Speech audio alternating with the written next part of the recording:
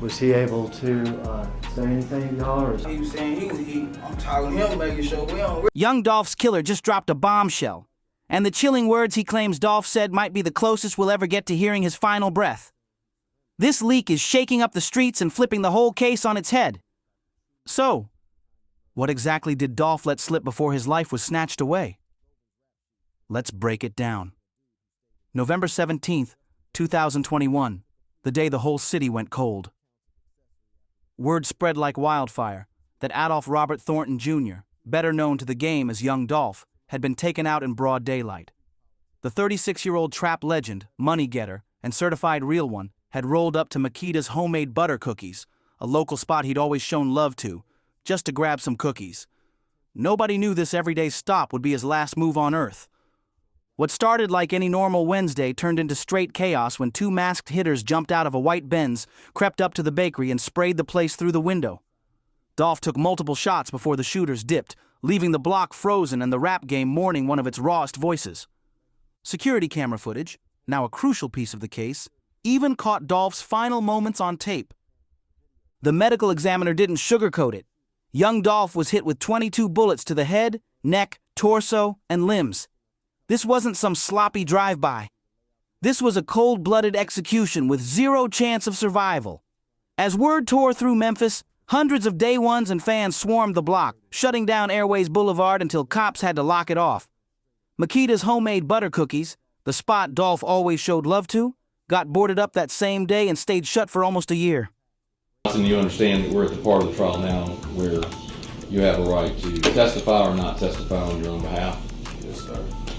And you and I have discussed this at length, have we not? Yes, sir.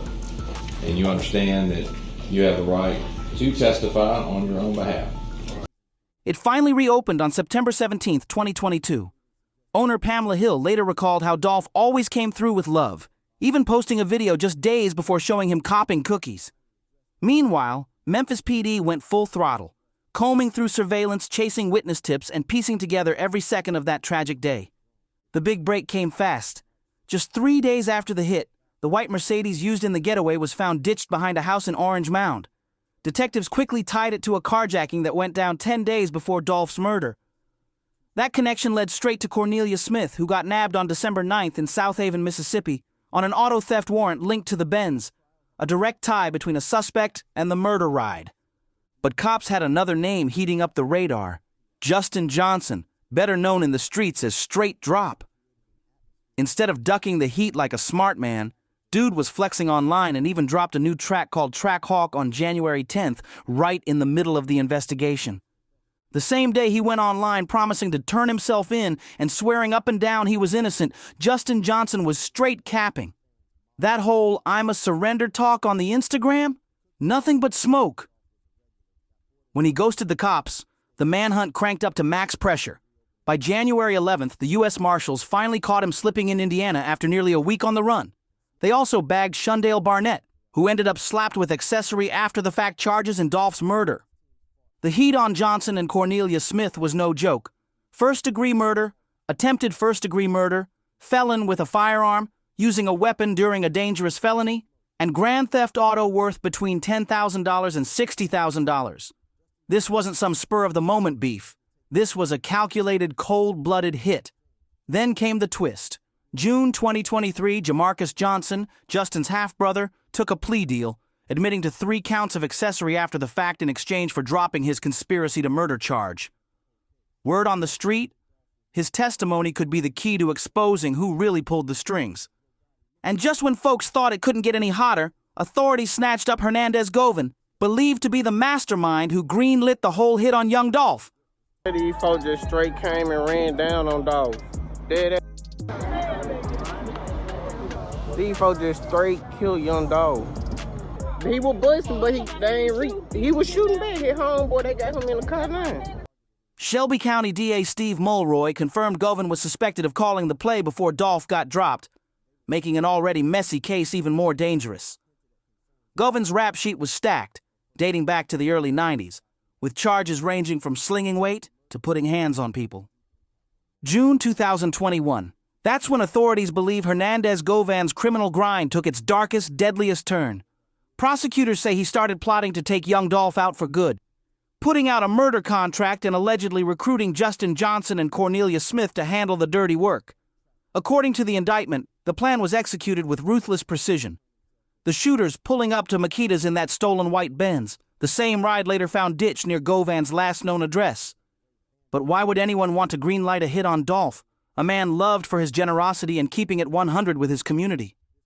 The whispers point to a messy mix of street politics, deep personal beef, and the cutthroat backstabbing of the rap game. One name kept floating through the rumors after Dolph's death: Yo Gotti. See, Makita's wasn't the first time somebody tried to send Dolph to an early grave. Back in 2017, he dodged death twice. In February, over 100 rounds ripped into his SUV in Charlotte, North Carolina, but the bulletproof whip saved him. Then in September, chaos erupted outside the Lowe's Hollywood Hotel in L.A. after a clash with 3 hitters, and Dolph got lit up again. Even after catching multiple slugs, Dolph dragged himself into a shoe store while his attackers scattered, 2 vanishing into side streets and the 3rd peeling off in a gold car, later found dumped at a gas station. Early reports even linked Yo Gotti's name to the altercation, adding yet another layer of bad blood to their already infamous rivalry. Yo Gotti's name was buzzing heavy after the LA hotel shooting. And not just because of rumors. He was actually listed as a person of interest since he and his crew were staying in the same spot when the shots rang out. One of his close associates, Corey McClendon, even got picked up near the scene, but walked free after charges were dropped. The Charlotte ambush? Same kind of whispers. We're gonna back up. I wanted to, back up a little bit. All right.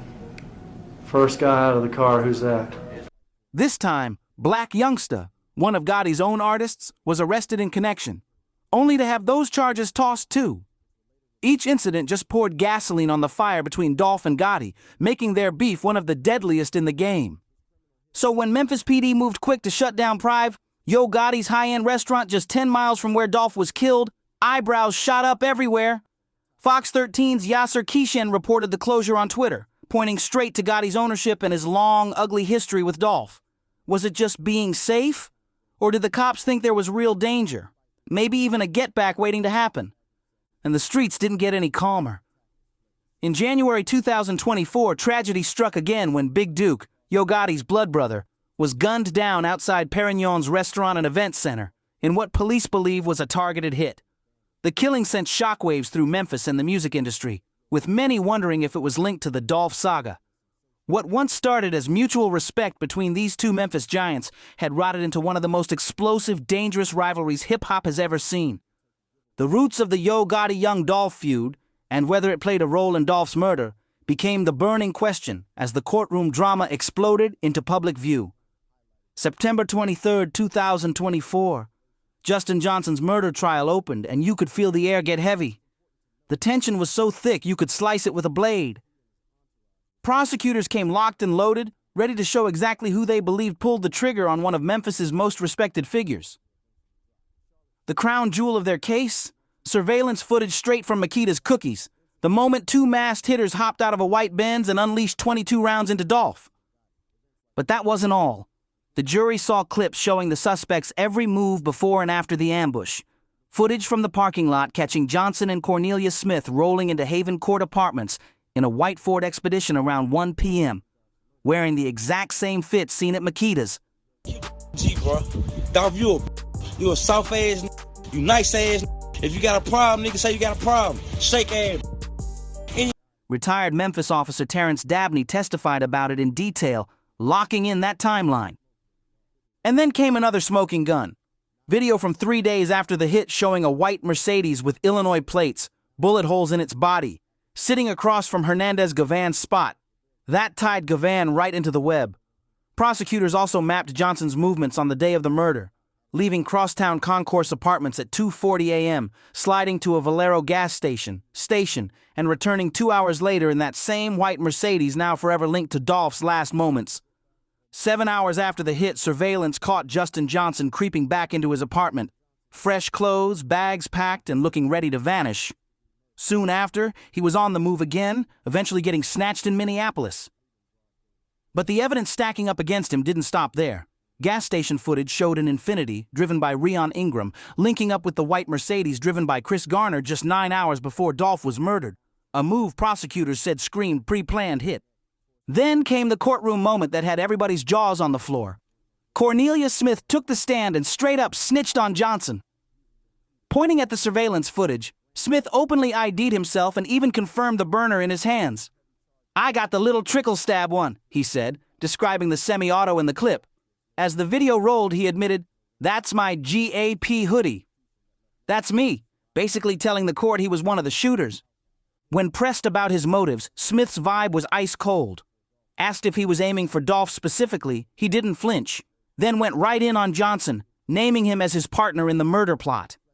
Smith even spoke in street slang about getting hit himself. "I'm hot too," claiming he took slugs in the shoulder, arm, and leg while Johnson caught one on the back. You see, what are you feeling? I want to feel nothing at the time. I ain't gonna even let it. I want to feel nothing at the time. Out here. Trying to get some money. Trying to get some money? Bet you probably would have wasted on oxycodone and ecstasy.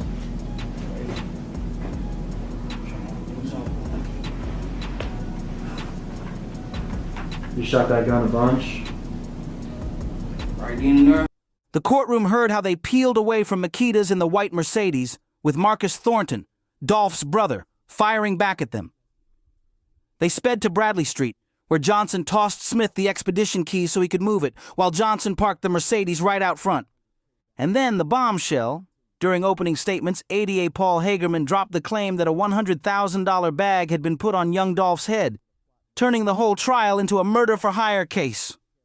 According to Cornelia Smith's explosive testimony, the $100,000 murder-for-hire was allegedly ordered by Big Jew, blood brother to rival rapper Yo Gotti, a jaw-dropping twist that seemed to finally confirm years of whispers about just how deep the Dolph Gotti beef really ran.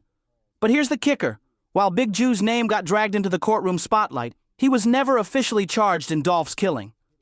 And in a grim twist of fate, Big Jew himself was gunned down in Memphis on January 13, 2024, in what police called a targeted hit, silencing him before the trial could dig deeper into his alleged role. The prosecution also called Jamarcus Johnson, Justin's half-brother, who had already pleaded guilty to accessory charges. His testimony lined up perfectly with the state's timeline, and further locked Justin Johnson into the murder plot. As the trial hit its peak, the biggest question was whether Johnson would take the stand himself. In a tense exchange, his attorney laid out the choice, and Johnson said he understood his rights, but decided not to testify. That call proved critical. With the evidence piled sky high, the jury went into deliberations. And just 4 hours later, the courtroom went dead silent as the foreman read the verdict. One by one, each juror confirmed it, guilty on all counts: conspiracy to commit first-degree murder, and being a convicted felon with a firearm. The judge stared Johnson down, telling him additional sentencing for the conspiracy and gun charges would come at a hearing set for November 1st. The gavel fell hard, delivering a dose of justice for Young Dolph's family and fans. But the cases against the other suspects? Still very much alive. Cornelia Smith's trial ended with a guilty verdict. No shock given his on-stand confession, but his later attempt to take it back threw a curveball into the legal mess. Going on, and the shit on a day-to-day, the paper's so big, the vision so big that like below my vision. You know what I'm saying? Below my vision, but little homie, you know, I'm always little homie on the team, so I'm always give him, you know, the proper advice that I believe I should give him. Meanwhile, Hernandez Govin's case stayed wide open, with a separate trial expected over his alleged role as the mastermind who set the whole play in motion. The courtroom saga had peeled back the curtain on Memphis's rap scene, showing just how deadly the beef between Young Dolph's Paper Route Empire, PRE, and Yo Gotti's collective music group, CMG, had become. The whispers about Big Juke and the speculation around Yo Gotti painted a picture of raw power struggles, even without any direct evidence against Gotti himself. Prosecutors dropped text messages allegedly between the defendants, talking about the hit and the bag, pushing the idea of a coordinated murder for hire. The state claimed a $100,000 bounty was on Dolph's head, with Smith and Johnson supposedly promised $40,000 each. But Smith told the court he only saw $800 proof, prosecutors said, that greed and betrayal were eating the crew from the inside. The defense came swinging, with Johnson's lawyers insisting he was just a fall guy, pointing to the absence of direct physical evidence, no DNA, and no fingerprints on the murder weapon. They even attacked the credibility of Smith's confession, blaming police pressure and mental strain. But in the end, the mountain of surveillance footage, cell phone records, witness accounts, and Smith's own words was too much for the jury to ignore. The beef was real, and the fallout was deadly. Memphis, a city that's birthed some of the most iconic rap voices, had also been the stage for one of hip-hop's most dangerous rivalries. The beef between Young Dolph and Yo Gotti will forever be tied to Dolph's murder, even if the exact chain of events is still debated. What started as competitive shots and tracks and interviews evolved into open warfare, and eventually spilled into the streets, leaving a trail of headlines, fear, and blood. Before all the drama, these were just two hungry artists grinding for the crown. Yo Gotti, the veteran hustler turned rapper, began his rise in the late 90s, dropping gritty street tapes that mirrored the raw reality of Memphis nights. His relentless hustle and signature delivery made him a cornerstone of the local rap scene before he blew up nationally with Billboard charting albums and hits like 5 Star. Then came Young Dolph in the 2010s, a new voice with a fearless swagger, flashy wordplay, and the story of a hustler who clawed his way out of South Memphis to wear the King of Memphis crown. His mixtapes dripped with independence and self-made pride, and by 2016, his debut albums had cemented his place as a force. The tension became public when Dolph rejected Gotti's offer to sign with CMG, choosing instead to build his own paper route empire from the ground up. The move sent a message: he wasn't playing second to anybody. Then Dolph turned up the heat online, posting, "Bro went from being my #1 fan and wanting to sign me to being my biggest hater." From that point on, the lines were drawn, and Memphis would never be the same. The tension between Young Dolph and Yo Gotti simmered for years, flaring up every so often in ways that made it clear this was way deeper than just rap bars. Dolph threw gasoline on the fire when he revealed his debut album would be titled King of Memphis, a name many saw as a direct challenge to Gotti's claim to the city's crown. Things went nuclear on March 2nd, 2016, when Black Youngsta, one of Gotti's CMG signees, came for Dolph with a savage Instagram post, followed by a video laced with personal shots meant to cut deep. At that point, this wasn't just about music. It was about territory, respect, and control over the soul of Memphis. The city was on edge, waiting to see how Gotti would respond. On March 12th, he finally spoke during an interview with Tim Westwood, trying to downplay the drama and distance himself from Black Youngsta's actions, framing himself as a big homie offering guidance. But the damage was already done. 4 days later, March 16th, Dolph fired back on Instagram with a string of posts that didn't just poke, they hit below the belt. He accused Gotti of jealousy, of pulling strings behind Black Youngsta's moves, and even of dragging the cops into their beef. Dolph didn't mince words. "First thing first, everybody know it's you, Ho Gotti, that's sending your artist out to say the lame stuff he been saying and doing. I guess you still mad 'cause I ain't signed with you. Or is you still in your feelings 'cause you fell out with Gucci Mane, eh? And you mad I kept rocking with Gucci?" Those words were a direct shot at Gotti's character and his claim to the Memphis throne. If anything, the hit only fueled him. Dolph stood defiant, unbothered, and even more vocal in what many saw as a dangerous escalation of his war with Yo Gotti. But the streets weren't done testing him. Just months later, September 2017, he was shot multiple times outside the Loews Hollywood Hotel in Los Angeles after an altercation with 3 men. Even with serious injuries, Dolph bounced back, his recovery only adding to his legend and street credibility. From there, the beef stayed simmering, with flare-ups that kept the tension alive, until November 17th, 2021. That's when the unthinkable happened. Young Dolph was gunned down in Memphis. Through it all, he had stayed 10 toes down, a man who refused to bow to fear or threats. In the days after his murder, Memphis PD made a move that sparked heavy speculation, shutting down Prive, Yo Gotti's own restaurant, calling it a safety precaution. But with the long, ugly history between the two, the closure had many wondering if authorities feared retaliation, or even more blood on the streets. Dolph's death didn't just rock Memphis, it shook the entire hip-hop world. Fans around the world turned grief into tribute, creating massive memorials outside Makeda's, flowers, teddy bears, balloons, a wall of love that was later taken down with the blessing of Dolph's family. A year later, in 2022, the bakery honored him with dolphin-shaped cookies and a live DJ spinning his music, proving his presence in Memphis was still alive in spirit. Dolph wasn't just a rap icon, he was a giver. Every Thanksgiving, he handed out turkeys at community events, and he dropped stacks on Shelby County schools with a soft spot for South Memphis. His loss came during one of Memphis's deadliest years, with 275 homicides in 2021, shining a harsh light on the city's violence. The tradition of Dolph Day of Service, including those turkey giveaways, still carries on, keeping his reputation for looking out for the hood alive. In court, the Justin Johnson trial ripped open shocking details, including claims of a $100,000 bag allegedly put up by Big Jook Yo Gotti's brother. It was a twist that had the streets buzzing, though Big Jook was never charged. His own murder in January 2024 only deepened the mystery, leaving questions unanswered about his true role in the plot. The case painted a chilling picture: Johnson and Cornelia Smith as the triggermen, and Hernandez Govan as the alleged mastermind. But the deeper motive? Still a question mark. Was it really about the long-standing Dolph-Gotti feud, or something else entirely? Prosecutors stuck to their version.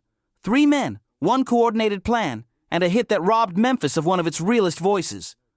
The mountain of evidence, surveillance clips, cell phone records, and testimony from inside the crew was enough to seal Justin Johnson's fate, locking him up for life.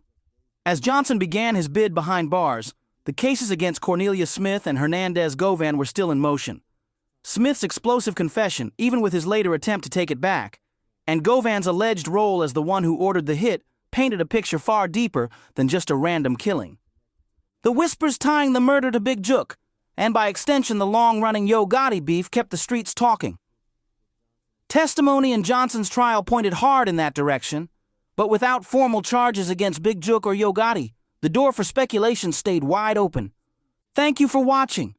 If you're locked in on this story, hit like, drop a comment, and click one of the videos on your screen to dive deeper into the biggest moments shaking hip-hop. And that's the story. A rivalry that started with rap bragging rights but spiraled into one of hip-hop's darkest chapters. Young Dolph's rise, his defiance, and his tragic end left an unshakable mark on Memphis and the music world. The trials, the testimonies, the street whispers, all of it painting a picture of loyalty, betrayal, and a beef that may never truly be settled. But through the chaos, Dolph's legacy lives on, in the music, in the community work he championed, and in the people who refused to let his name fade away. If you're still here rocking with us, smash that like button, hit subscribe, share this video with someone who needs to hear the real story, and drop your thoughts in the comments. We'll catch you in the next one.